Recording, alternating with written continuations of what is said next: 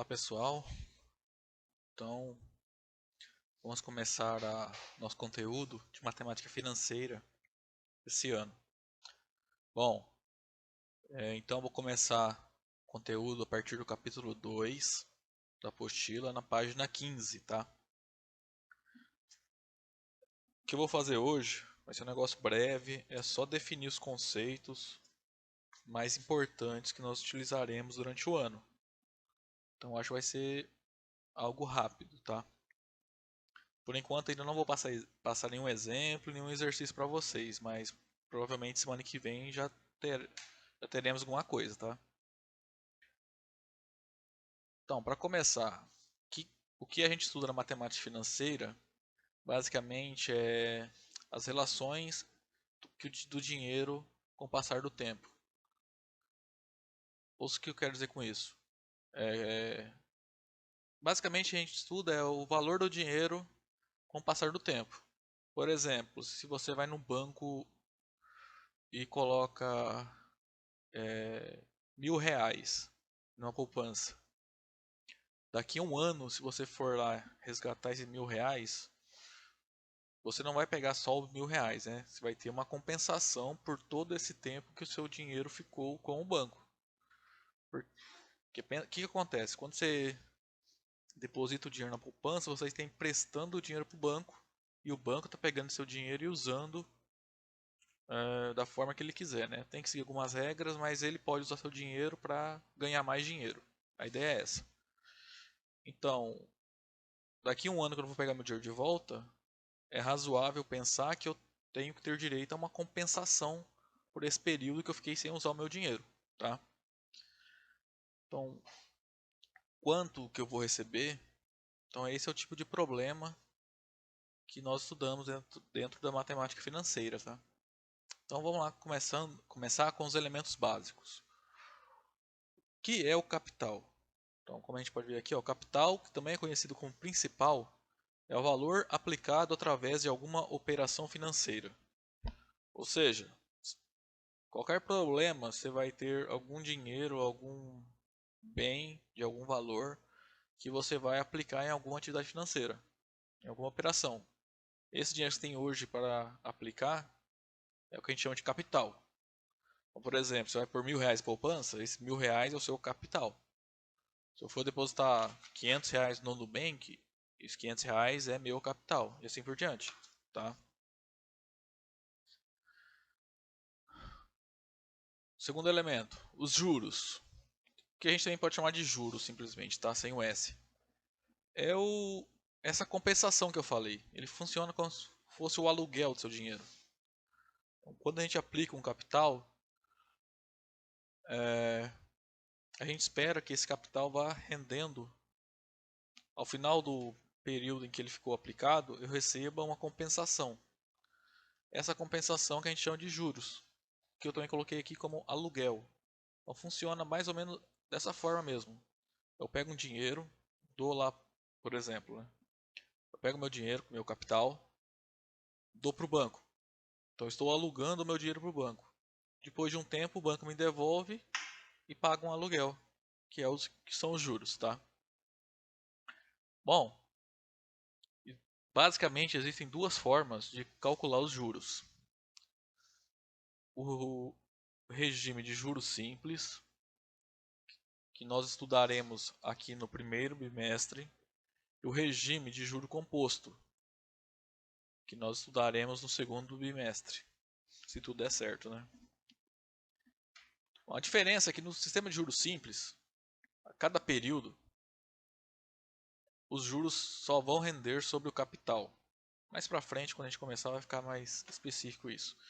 No regime de juro composto, esse aqui é o que é aplicado no dia a dia, após cada período, os juros daquele período são incorporados ao capital, gerando um novo capital, e assim no próximo período os juros são calculados sobre esse novo capital. É aquela, acho que todo mundo já ouviu falar de juros sobre juros. A ideia é isso, tá? De novo, mais para frente isso aqui a gente vai estudar a fundo. Acontece, em toda operação financeira, os juros são calculados a partir de uma taxa, tá? Que essa taxa serve para calcular os juros de qualquer capital empregado naquela atividade, ok? Então, a gente calcula então o juro a partir dessa taxa, e essa taxa é o que nós chamamos de taxa de juros, ok? Só cuidado quando formos uma taxa, ela sempre vem com um número, geralmente percentual, por exemplo, 5,2%, 12%, 8%, tá? Então ela sempre vem acompanhada de um número, geralmente percentual, acompanhado do período, uma unidade de tempo a que ela se refere. Então, por exemplo, aqui, uma taxa de 5,2% ao mês, 12% ao ano, 8% ao trimestre e assim por diante, ok? Então, cuidado, taxa, você não pode falar assim que o teu capital vai render 5% sem citar o período, tá? Tem que falar se é 5% ao ano, ao mês, ao bimestre, semestre e assim por diante. Bom, outra definição que nós precisamos é de prazo. O prazo é o período, ou seja, a quantidade de tempo em que seu capital vai ser empregado naquela atividade financeira. Então, aquele exemplo que eu falei, vou pegar R$ 1.000, colocar na poupança e daqui a um ano eu vou pegar de volta. O meu prazo é um ano, tá? Vou pegar um dinheiro, vou colocar no Nubank, por exemplo, vou deixar 2 meses. Então, meu prazo é 2 meses, ok? E o que é o montante? Então, você pegou o seu capital, aplicou em alguma atividade financeira. Depois do período transcorrido, você vai lá e vai resgatar o capital que você investiu, mais os juros. A soma desses dois valores é o que nós chamamos de montante. Então, por exemplo, suponha que eu coloquei o dinheiro em alguma atividade, uma operação financeira que me paga 10% ao ano. E eu depositei hoje a quantidade de R$ 1.000. O capital de R$ 1.000 coloquei hoje. Daqui a um ano eu vou sacar e eu sei que a taxa de juros é 10%. Então daqui a um ano, esse R$ 1.000 gerará R$ 100 de juros. Então, R$ 1.000 é o capital, R$ 100 é os juros e a soma, 1.000 mais R$ 100, que é R$ 1.100, é o que chamamos de montante, tá? Então, durante o ano, esses 5 tópicos aqui, ó, capital, juro, taxa de juro, prazo, montante, a gente vai usar o tempo todo, tá? Então, basicamente, os problemas, pelo menos no início, é calcular, dado alguns desses dados, calcular o outro, tá? Só uma observação aqui, pessoal, geralmente, quando vai fazer exercício, quando acaba errando é porque não presta atenção nisso aqui. Você tem que tomar cuidado quando você for resolver um problema, se os dados estão compatíveis, tá? Por exemplo, se a taxa de juros é mensal, então o número de períodos tem que estar em meses, ok? Por exemplo, se eu falar que a taxa de juros é 1% ao mês, é,